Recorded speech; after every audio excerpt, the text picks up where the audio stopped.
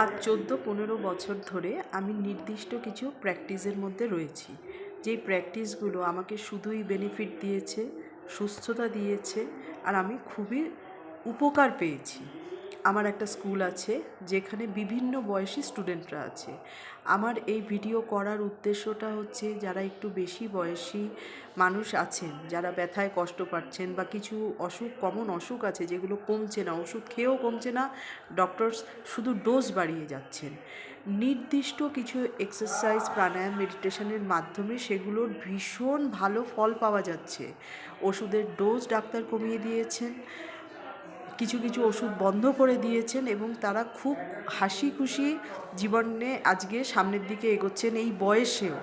আমি চাই আপনাদের সাথে আমার এই অভিজ্ঞতাটা শেয়ার করতে, যে এই অভিজ্ঞতার মাধ্যমে, এই ভিডিওর মাধ্যমে যদি কারুর কোনো উপকার হয়, আমি মনে করব আমার এই ভিডিওটা করা সার্থক।